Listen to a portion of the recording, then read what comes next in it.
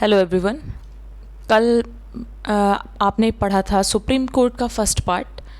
आज हम पढ़ेंगे सेकंड पार्ट। तो फर्स्ट पार्ट में जिस तरह से मैंने आपको बताया था क्वालिफिकेशन ऑफ जजेस, अपॉइंटमेंट ऑफ जजेस, टेन्योर क्या था, एंड आर्टिकल 124 से 147 डील करता है आपका सुप्रीम कोर्ट। तो आई होप कि आपको समझ में आया होगा first part. Now we are going to discuss the power of the supreme court, जो कि इम्पॉर्टेंट है आपके एग्जाम पॉइंट ऑफ व्यू से भी। तो आइए देखते हैं पावर्स ऑफ सुप्रीम कोर्ट। तो सबसे पहला जो पावर है यह है ओरिजिनल ज्यूरिडिक्शन। ओरिजिनल ज्यूरिडिक्शन का मीन्स आपका है power to hear such disputes in first instance. ध्यान दीजिएगा, such disputes in first instance not by the way of appeal. मतलब कोई भी अगर डिस्प्यूट है, यहाँ पर याद रखिएगा, एक की नोट करके मैं बता दे रही हूँ, इसको इम्पॉर्टेंट मार्क करिएगा। disputes should be related to law। अगर कोई भी डिस्प्यूट है लॉ से रिलेटेड, उसको आप फर्स्ट इंस्टेंस में सुनना सुप्रीम कोर्ट का, ये ओरिजिनल ज्यूरिडिक्शन कहलाता है। अपील ना करनी पड़े, फर्स्ट इंस्टेंस में ही आप डिस्प्यूट सुन लें, उसको हम कहते हैं ओरिजिनल ज्यूरिडिक्शन। यहाँ पर सुप्रीम कोर्ट के पास exclusive as well as original jurisdiction की पावर है। एक्सक्लूसिव का मीनिंग यहाँ पर यह है कि सिर्फ सुप्रीम कोर्ट के पास ये पावर है ओरिजिनल ज्यूरिडिक्शन की। यहाँ पर हाई कोर्ट का कोई इंटरफेरेंस नहीं होता। That is why supreme court has exclusive as well as original jurisdiction. अब डिस्प्यूट्स कौन कौन से हैं जो ओरिजिनल ज्यूरिडिक्शन के अंडर में आते हैं? For an example, centre versus state का हो गया, सेंटर वर्सेस वन और more states, state versus states, और स्टेट्स वर्सेस वन और मोर स्टेट्स। राइट, तो ये हो गया ओरिजिनल ज्यूरिडिक्शन। ओरिजिनल ज्यूरिडिक्शन का मीनिंग है आपका कि फर्स्ट इंस्टेंस में कोई भी डिस्प्यूट सुन लेना विदाउट एनी अपील, तो उसका हम बोलेंगे ओरिजिनल ज्यूरिडिक्शन। सुप्रीम कोर्ट के पास केवल पावर है एक्सक्लूसिव एंड ओरिजिनल ज्यूरिडिक्शन की। और ये डिस्प्यूट्स जो है, बहुत ध्यान से सुनिएगा, disputes should be related to law only. Dispute law से रिलेटेड होने चाहिए, तभी आपका ओरिजिनल ज्यूरिडिक्शन लगेगा। अब सुप्रीम कोर्ट जो है वो कहाँ पर सुप्रीम कोर्ट अपना ओरिजिनल ज्यूरिडिक्शन नहीं दे सकता, कहाँ पर सुप्रीम कोर्ट इंटरफेयर नहीं कर सकता? तो वो हो गया आपका, नोट डाउन कर लीजिएगा, इंटरनेशनल ट्रीटीज़ हो गई आपकी, कोई कमर्शियल मैटर हो गया आपका फाइनेंस कमीशन से रिलेटेड कोई मैटर हो गया, एक्सेट्रा। इन सब में जो है सुप्रीम कोर्ट आपका इंटरफेयर नहीं कर सकता। इंटरफेयर कर सकता है centre versus state disputes, centre versus one और two states, state versus states, state versus one और मोर स्टेट्स। तो ये था आपका original jurisdiction without any appeal. Then we move forward to the second point, it's appellate jurisdiction. Appellate jurisdiction को आप समझ पा रहे होंगे, एपिलेट से ही, एपिलेट मीन्स अपील। अपील हम कर सकते हैं सुप्रीम कोर्ट में अगर कोई कॉन्स्टिट्यूशनल मैटर है, अगर कोई सिविल मैटर है, सिविल मैटर से रिलेटेड अगर कोई प्रॉब्लम आती है, कोई डिस्प्यूट होता है, तो हम कहाँ पर जा सकते हैं? हम सुप्रीम कोर्ट में जा सकते हैं। क्रिमिनल मैटर है अगर कोई, तो भी हम सुप्रीम कोर्ट में अपील कर सकते हैं, और स्पेशल लीव। क्रिमिनल मैटर जैसे हाई कोर्ट ने, for an example, high court ने सबऑर्डिनेट कोर्ट में कोई पेनल्टी सुना दी डेथ से रिलेटेड, देन सुप्रीम कोर्ट मूव कर सकता है, सबऑर्डिनेट कोर्ट मूव कर सकता है सुप्रीम कोर्ट के लिए, अपील कर सकता है सुप्रीम कोर्ट में। मींस हाई कोर्ट ने अगर कोई पेनल्टी, डेथ पेनल्टी सुना दी है सबऑर्डिनेट कोर्ट में, तो सबऑर्डिनेट कोर्ट जो है अपील कर सकता है सुप्रीम कोर्ट के लिए। ये कहलाता है आपका appellate jurisdiction. Now the third is advisory jurisdiction. Advisory jurisdiction का आर्टिकल जो है, ये तो आपको बहुत अच्छे से याद भी होगा, 143 डील करता है। समझ पा रहे होंगे मैं किस बारे में बात कर रही हूँ। 143 इजी भी है आपको याद रखना। Article 143 deals with advisory jurisdiction, आ जाता है पेपर में। एडवाइजरी जुरिडिक्शन आर्टिकल 143 जो है डील करता है। इसमें क्या है, ये एक तरह से एडवाइजरी जुरिडिक्शन के बारे में अगर मैं बताऊं तो ये advisory jurisdiction is basically associated with the bonds, with the bond between president and supreme court. President के पास पावर है, प्रेसिडेंट ऑथराइज कर सकता है, president seek opinion of supreme court in 2 categories और इन 2 मैटर्स। प्रेसिडेंट ओपिनियन ले सकता है supreme court से 2 कैटेगरीज में, अगर कोई भी पब्लिक इंपॉर्टेंस से रिलेटेड मैटर है, लॉ से रिलेटेड मैटर है, डिस्प्यूट अगर होता है प्री कॉन्स्टिट्यूशनल ट्रीटी से रिलेटेड या एग्रीमेंट से related. And one more important thing is advisory jurisdiction में अगर प्रेसिडेंट सुप्रीम कोर्ट से कोई भी ओपिनियन लेते हैं तो वो ओपिनियन जो सुप्रीम कोर्ट देगा वो बाइंडिंग नहीं है प्रेसिडेंट के ऊपर। मीन्स डिसीजन बाइंड नहीं है प्रेसिडेंट के ऊपर। प्रेसिडेंट चाहे तो उसको एक्सेप्ट कर सकते हैं या फिर उसको रिफ्यूज़ कर सकते हैं।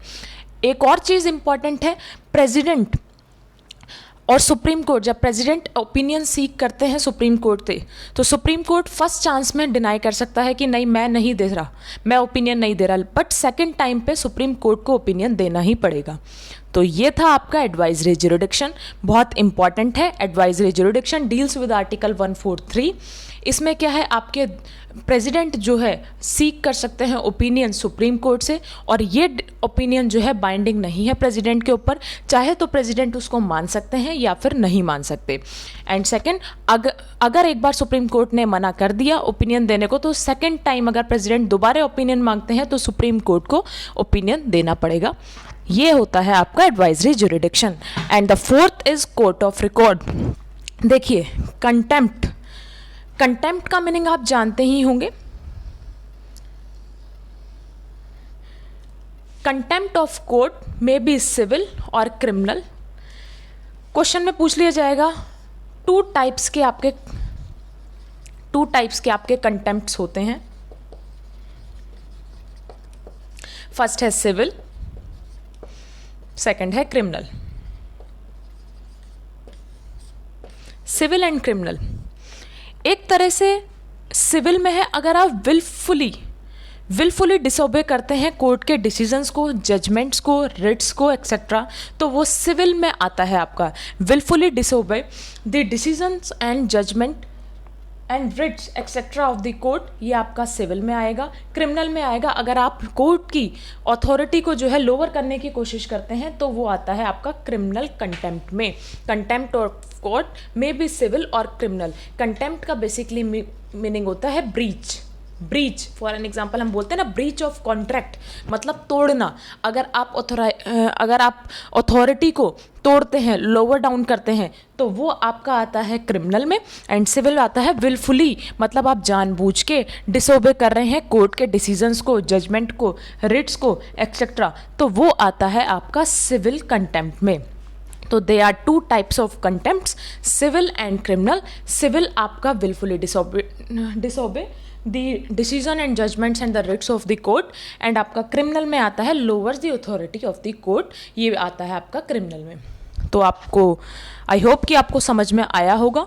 द नेक्स्ट हमारा जो है वो इम्पॉर्टेंट है, that is writ jurisdiction. Important है, बहुत ध्यान से। फंडामेंटल राइट्स भी जब आप पढ़ेंगे, फंडामेंटल राइट्स ध्यान से सुनिएगा, फंडामेंटल राइट्स में भी रिट्स के बारे में पूछ लिया जाता है और ये इम्पॉर्टेंट है। तो आइए देखते हैं।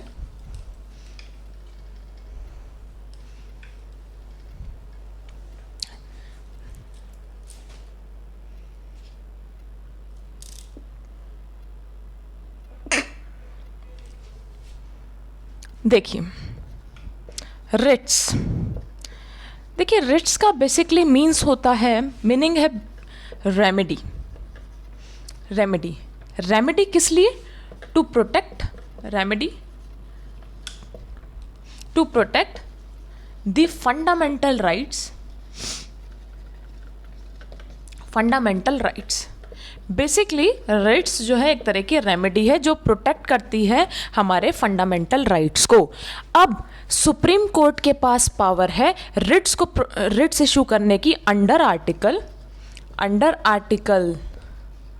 32। Supreme court has a power to issue the writs, and High Court under Article 226, High Court has power to issue the writs.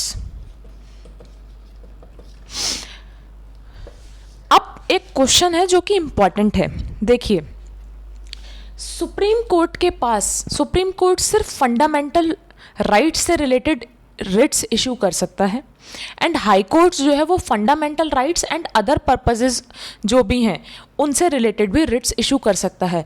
तो क्वेश्चन आ जाता है आपका कि कौन सी यहाँ पर वाइडर टर्म है, सुप्रीम कोर्ट और हाई कोर्ट। अगर आप इसमें तुक्का लगाएं, जैसे कि गैस वर्क बच्चे करते हैं, स्टूडेंट्स करते हैं गैस वर्क, तो उसमें स्टूडेंट सोचेंगे कि यार सुप्रीम कोर्ट बड़ा है तो सुप्रीम कोर्ट के पास ही सुप्रीम कोर्ट ही है, वाइडर टर्म सुप्रीम कोर्ट होगी कि ये रिट्स इशू जो मैंने आपको बताया सुप्रीम कोर्ट और हाई कोर्ट्स में रिट्स इशू का, तो वाइडर टर्म सुप्रीम कोर्ट ही होगी। बट ये आपका गलत होगा।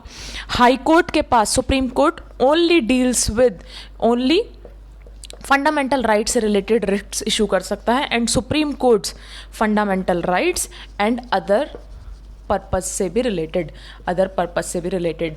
तो वाइडर टर्म क्या हो गई, वाइडर आपका टर्म हो गया, वाइडर टर्म आपकी हो गई हाई कोर्ट। तो supreme court under article 32 writs issue करने की पावर है अंडर आर्टिकल 32 में सुप्रीम कोर्ट को, एंड हाई कोर्ट को अंडर आर्टिकल 226 पावर है इशू रिट्स को इशू करने की। अब रिट्स क्या क्या है, they are 5 writs in our constitution. तो लिखिएगा, देखिएगा बड़े ध्यान से, आपको मैं बहुत इजी वे में बताऊंगी, बुक में लिखा होगा आपको नहीं समझ में आएगा, बट मैं जिस तरह से बताऊंगी आपको समझ में आ जाएगा। There are 5 writs in our Indian Constitution. The first one is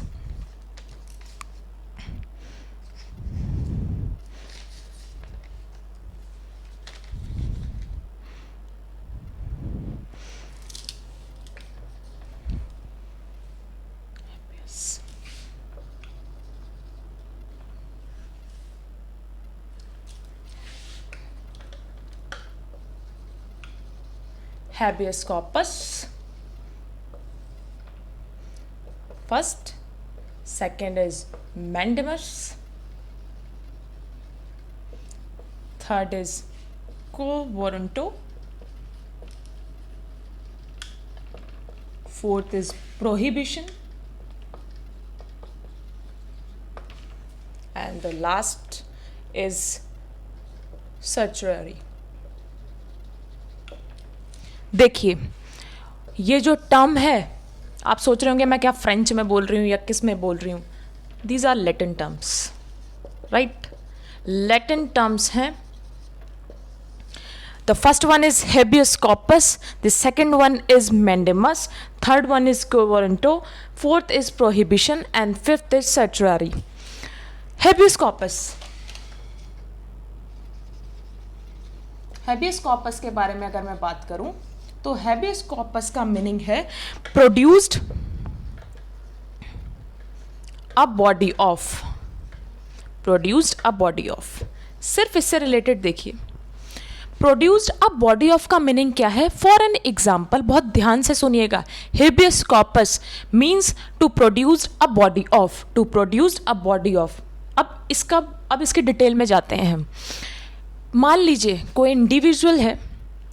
individual है, स्टेट अगर उस इंडिविजुअल को डिटेन कर देती है, स्टेट अगर उस इंडिविजुअल को डिटेन कर लेती है, देन उस इंडिविजुअल के पास, उसकी फैमिली के पास और उसके फ्रेंड्स के पास ये पावर है कि वो रिट इशू कर सकते हैं हेबियस कॉर्पस। और supreme court and high court को अगर रीज़न फाउंड नहीं होता कि किस बेस पर इसको डिटेन किया है, तो वो आपका आता है, तो वो उसको क्या कर सकते हैं, एक मिनट देखिएगा, सॉरी।